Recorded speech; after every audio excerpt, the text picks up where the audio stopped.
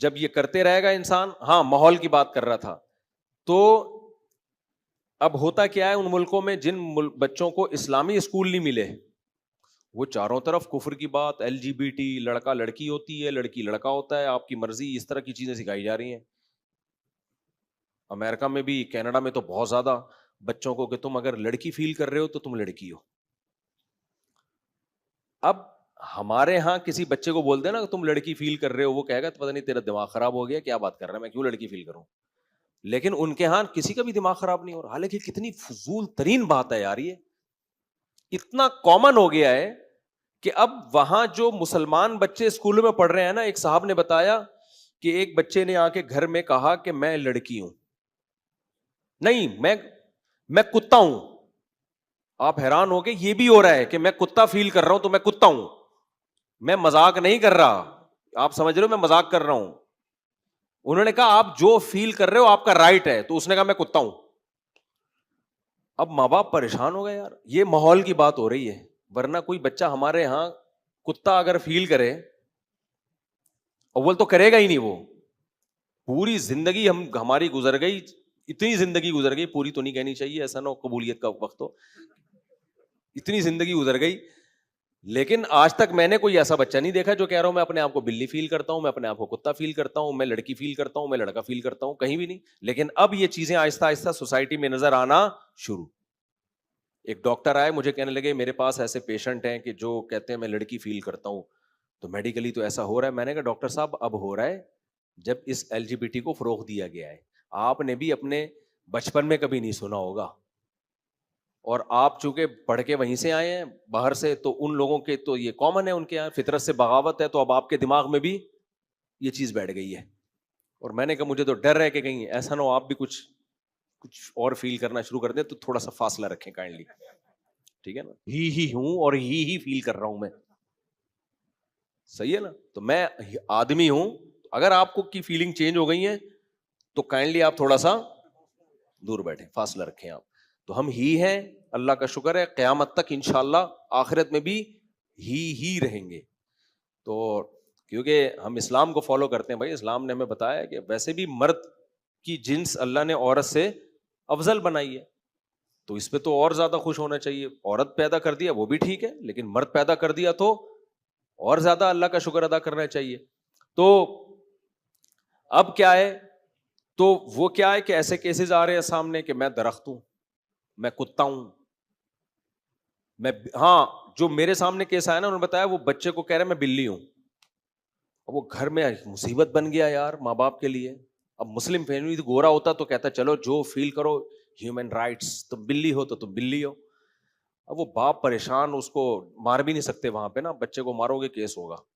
بچے نے کہا میں بلی ہوں, تو باپ نے کیا کیا, اس نے کہا ٹھیک ہے بیٹا آپ بلی ہو, تو کھانے پہ نہیں بٹھایا اس کو, بولا بلیوں والی خوراک ملے گی وہاں جا کے بیٹھ جاؤ, بلی والی خوراک.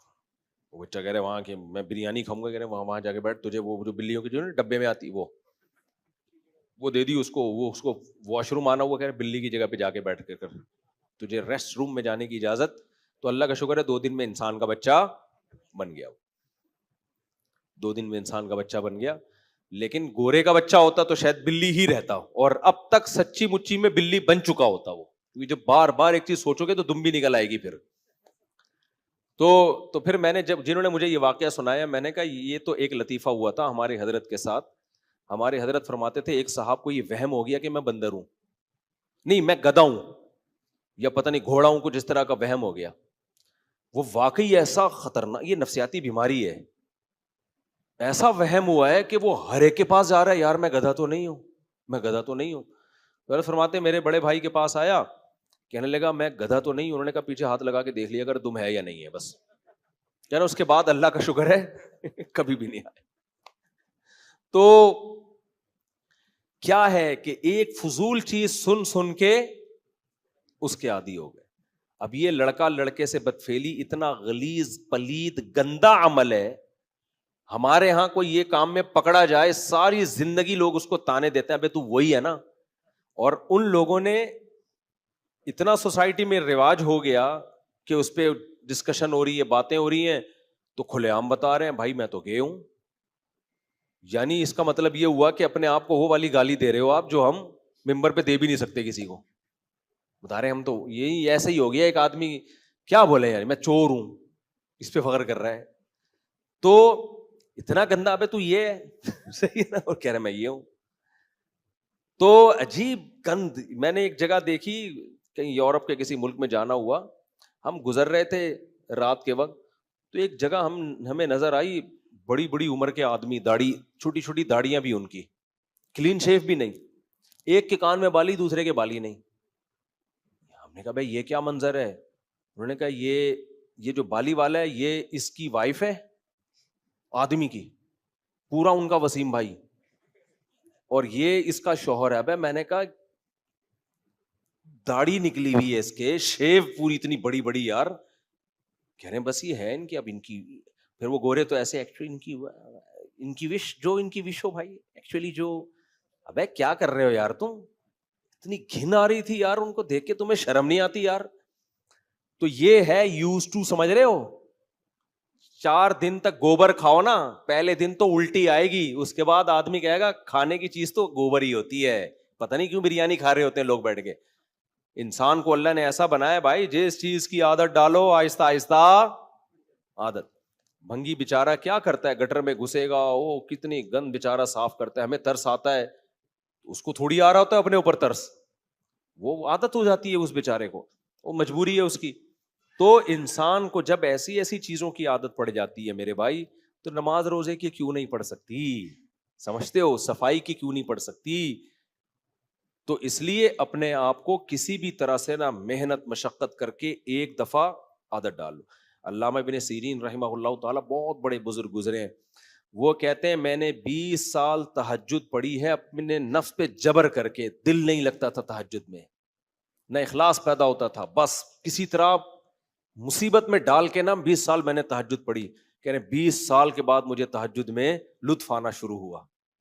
سمجھ رہے ہو کہ نہیں سمجھ رہے؟ 20 سال کے بعد کیا ہوا ہے؟ لطف آنا شروع ہوا. اللہ نے مجھے وہ کیفیات دی جو تہجد گزاروں کی ہوتی ہے. اور ہم پہلے دن چاہتے ہیں ایسا ایک دم دل لگے نماز میں, وہ عرش مولا پر, جب نہیں لگ رہا ہوتا دل, ابے یار کیا فائدہ ایسی نماز کا جس میں دل ہی نہ لگے. اور بھائی فائدے نقصان کو چھوڑ, عادت ڈال, لت پڑ جائے.